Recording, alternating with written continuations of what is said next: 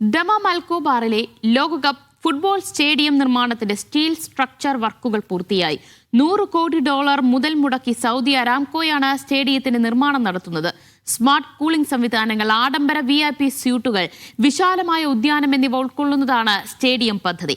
സ്റ്റേഡിയത്തിലേക്കുള്ള പ്രവേശനം സുഗമമാക്കുന്നതിന് പ്രധാനപ്പെട്ട 3 റോഡുകളിൽ നിന്ന് നടപ്പാതകളും നിർമ്മിക്കും.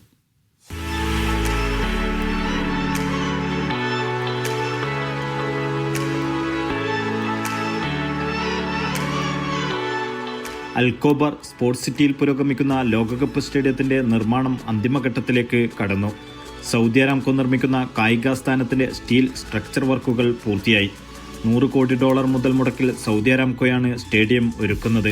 സ്മാർട്ട് കൂളിംഗ് സംവിധാനങ്ങൾ, അംഗപരിമിതർക്കുള്ള പ്രത്യേക സൗകര്യങ്ങൾ, ആഡംബര VIP സ്യൂട്ടുകൾ, പ്രകൃതി സൗഹൃദ നിർമ്മാണവും ഉദ്യാനവും തുടങ്ങി നിരവധി സൗകര്യങ്ങളും സംവിധാനങ്ങളും സ്റ്റേഡിയത്തിന്റെ പ്രത്യേകതയാണ്.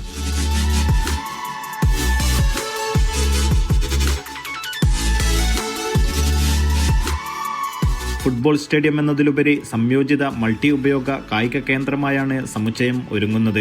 സ്റ്റേഡിയത്തിലേക്കുള്ള പ്രവേശനം സുഗമമാക്കുന്നതിന് പ്രധാനപ്പെട്ട 3 റോഡുകളിൽ നിന്നും ഓവർ ബ്രിഡ്ജുകളും നിർമ്മിക്കും.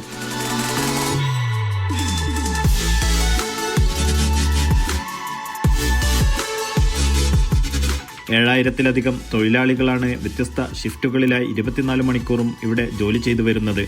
2034 ലോകകപ്പിന് പുറമെ 2027 ഏഷ്യ കപ്പ് മത്സരങ്ങൾ നടക്കുന്ന പ്രധാന വേദികളിലൊന്നുകൂടിയാണ് ഇത്.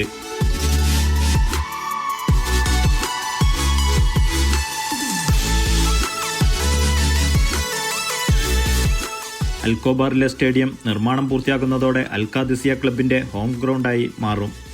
47,000 സീറ്റിംഗ് കപ്പാസിറ്റിയുള്ള സ്റ്റേഡിയത്തിന്റെ നിർമ്മാണം അടുത്ത വർഷം പൂർത്തിയാക്കാനാണ് ലക്ഷ്യമിടുന്നത്.